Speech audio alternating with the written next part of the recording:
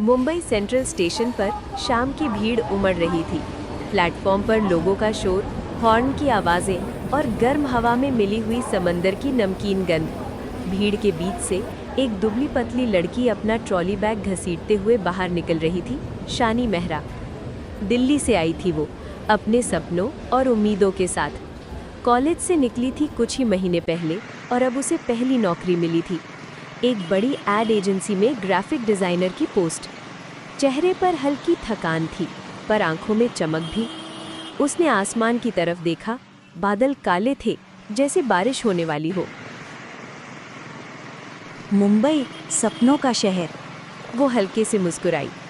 उसे नहीं पता था कि यही शहर उसके सबसे डरावने सपनों की वजह भी बनने वाला है। उसने सामने से आती टैक्सी को रोका। शानी ने टैक्सी पकड़ी, पुरानी सी पीली काली टैक्सी जिसमें सीट के कुशन बाहर निकले हुए थे। ड्राइवर अधेड़ उम्र का था।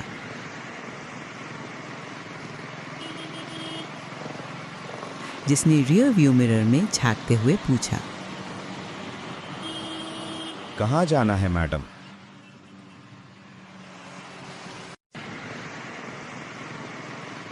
Malad Krishna residency, flat number 404। Driver के चेहरे पर एक पल को अजीब सा भाव आया। उसने आईने में देखा, फिर बोला, 404? वहाँ कोई रहता है अब? शानी ने हैरानी से कहा। हाँ, एजेंट ने तो बोला था फ्लैट खाली है, चाबी ले ली मैंने। ड्राइवर कुछ नहीं बोला और ट्रैफिक में निकल गया। रास्ते भर हॉर्न की आवाज़ें, गीले रास्तों पर स्ट्रीट लाइट्स की परछाइयाँ और समंदर की गंध, सब कुछ नया था उसके लिए। करीब 1 घंटे बाद टैक्सी एक पुरानी बिल्डिंग के सामने रुकी। कृष्णा रेजिडेंसी। इमारत देखकर शानी कुछ पल चुप रही। दीवारों का रंग उखड़ा हुआ था, दीमक लगे लकड़ी के दरवाजे और ऊपर से झूलती हुई बिजली की तारें। बिल्डिंग के गेट पर एक बुजुर्ग चौकीदार बैठा था, जो उसे आते देखकर बोला, कहाँ जाना है बिटिया?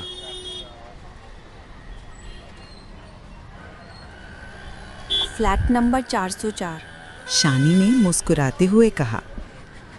वो आदमी कुछ पल तक उसे घूरता रहा, फिर धीरे से बोला, ऊपर 4थी मंजिल, दाहिनी तरफ आखिरी फ्लैट। रात में ज्यादा बाहर मत निकलना। शानी ने हल्के से हंसकर कहा। जी धन्यवाद। मैं आपके लिए गेट खोलता हूँ। शानी लिफ्ट की तरफ बढ़ गई। लिफ्ट पुरानी थी और उसके दरवाजे बंद करते समय चरमराने की आवाज आई। लिफ्ट में बस एक मध्यम पीली बल्ब जल रही थी। जैसे जैसे वो ऊपर जा रही थी, एक अजीब सा एहसास होने लगा, जैसे कोई अदृश्य नजर उस पर टिकी हो। 4थी मंजिल। लिफ्ट रुकी और दरवाजे धीरे से खुले। गलियारे में अंधेरा था, बस कोने में लगी ट्यूबलाइट टिमटिमा रही थी। शानी ने अपने फ़ोन की फ्लैशलाइट ऑन की और नंबर ढूंढने लगी। 401, 402, 403 और आखिर में 404। दरवाजे के ऊपर मकड़ी के जाले लटके थे। उसने चाबी निकाली, ताला खोला और धीरे से दरवाजा धकेला। ठक। दरवाजा खुलते ही अंदर से ठंडी हवा का झोंका आया।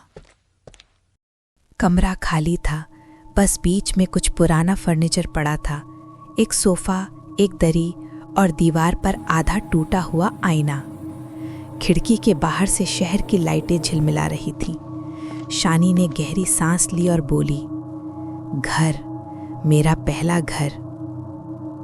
वो मुस्कुराई, पर उसी वक्त पीछे कहीं से एक ठक ठक की आवाज आई, जैसे किसी ने दीवार पर उंगलियां चलाई हों। वो पलटी, कोई नहीं था। शायद पाइप की आवाज होगी, उसने खुद को समझाया और सामान खोलने लगी। रात के करीब 9 बजे तक वो सेट हो चुकी थी। थकी हुई थी, इसलिए उसने लाइट ऑफ की और बिस्तर पर लेट गई। कमरे में सन्नाटा था, सिर्फ बाहर बारिश की बूंदों की आवाज। उसकी आंख लगने ही वाली थी कि फोन की स्क्रीन अपने आप जल उठी। समय दिखा रहा था 3:04 AM। फोन में कोई कॉल नहीं थी, फिर भी स्क्रीन पर कुछ लिखा था, जैसे किसी ने अंदर से उंगली से लिखा हो, वापस मत जाना। शानी ने फोन गिरा दिया। उसका दिल जोर से धड़कने लगा।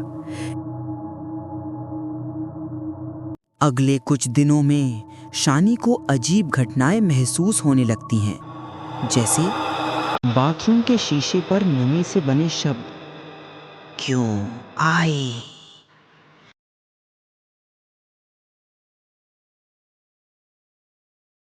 बालकनी से दिखती एक लड़की की परछाई जो गायब हो जाती है।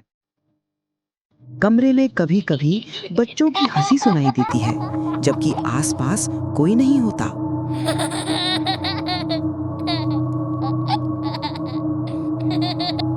ऑफिस में शानी की दोस्त नैना उससे मिलने आती है।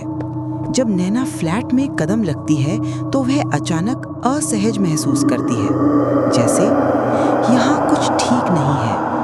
शानी और उसकी दोस्त आपस में कुछ बातें करती है और मजाक पर हंसने लगती है।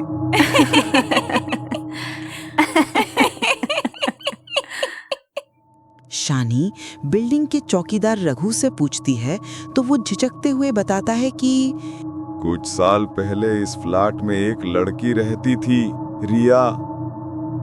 उसने अपने कमरे में फांसी लगा ली थी। कहते हैं उसे धोखा मिला था किसी अपने से, और उसकी आत्मा अब भी शांति नहीं पा सकी। एक रात बिजली चली जाती है। शानी अपने फोन की रोशनी में टॉर्च ढूंढ रही होती है, तभी उसे फर्श के नीचे से लकड़ी का एक ढीला तख्ता मिलता है। वो उसे हटाती है और अंदर से एक पुरानी डायरी निकलती है, रिया की डायरी। डायरी के पन्नों में लिखा होता है, रिया का किसी व्यक्ति विवेक से रिश्ता था, जो उसी एजेंसी में काम करता था जहां अब शानी काम करती है। विवेक ने उसे धोखा दिया और कुछ हुआ जिससे रिया की मौत सुसाइड नहीं बल्कि मर्डर जैसी लगने लगती है। शानी डायरी पढ़ते हुए अजीब दृश्य देखने लगती है। फ्लैश की तरह एक लड़की की चीख, टूटा हुआ शीशा और लाल दुपट्टा झूलता हुआ।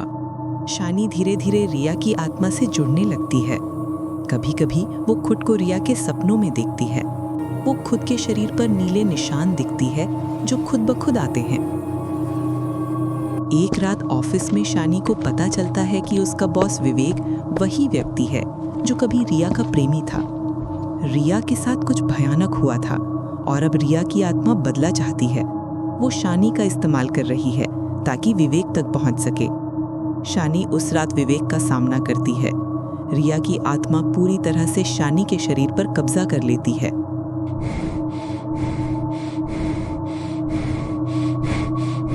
विवेक डर से भागने की कोशिश करता है, लेकिन लिफ्ट में बंद हो जाता है। जहां पहले रिया ने अपनी जान दी थी, वहां वो उसी तरह मरता है जैसे रिया मरी थी। अगली सुबह पुलिस आती है। शानी को होश आता है, पर वो अब पहले जैसी नहीं है।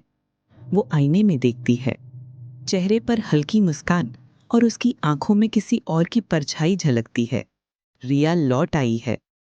बिल्डिंग का चौकीदार अगले किराएदार को वही बात कहता है, 404 वहां रहना है आपको। ठीक है, पर रात में ज्यादा बाहर मत निकलना।